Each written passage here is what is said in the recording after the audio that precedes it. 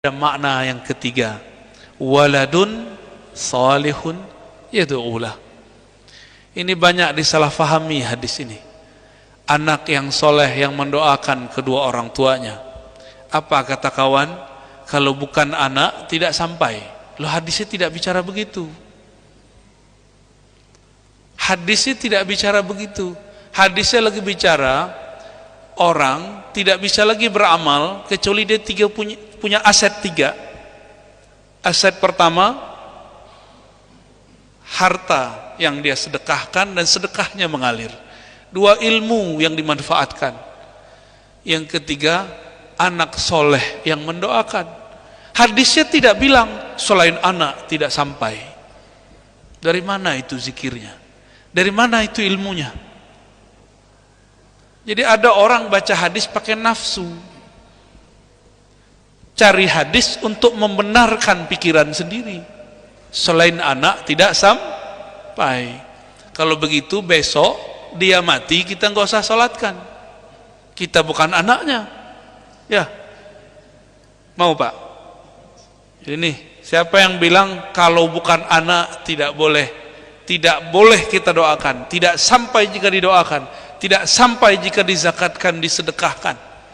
Ya sudah, dia mati besok biar anaknya yang urus.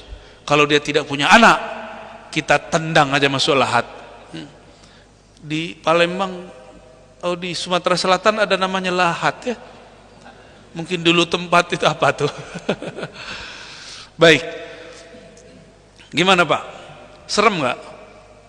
Ya, jadi salah baca hadis, salah faham.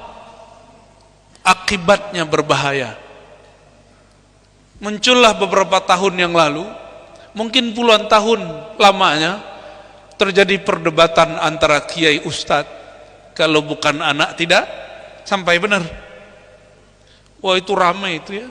Dulu ada seorang ibu-ibu dibentak sama abangnya. Suami ibu itu meninggal. Dia sedang berdoa depan mayat suaminya, dibentak oleh abangnya. Apa kata si abangnya? Hei, doa nggak sampai, yang sampai cuma anak. Anaknya masih kecil-kecil. Ya, gimana mau doa apa? Ingin hijrah, tapi otaknya nggak hijrah, ilmunya nggak hijrah, emosinya nggak hijrah. Beragama, tapi tidak mengagamakan emosinya. Ya. Jadi apa maksud hadis ini?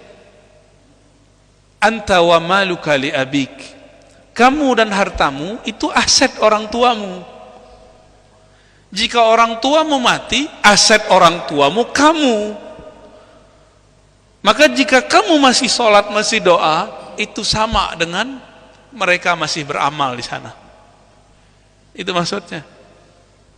Paham maksudnya?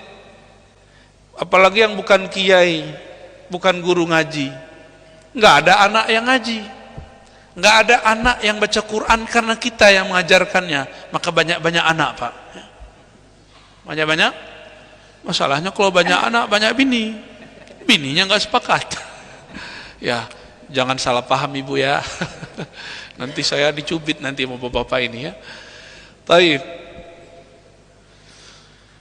Hadis ini kita lihat di hadis Tirmizi, di hadis Tabarani, hadis Imam Ahmad. Ternyata di hadis Imam Tirmizi, hadis Ibnu Majah disebutkan lebih dari 3.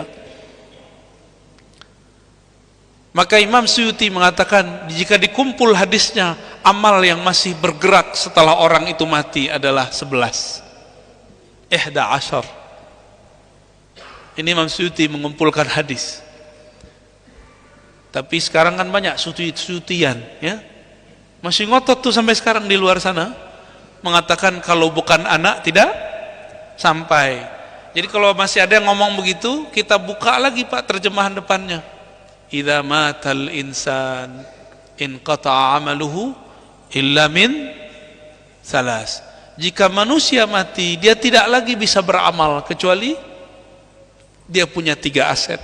Kata 3 di situ dalam bahasa Arab laisa lil hasr, bukanlah menunjukkan pembatasan, itu cuma contoh.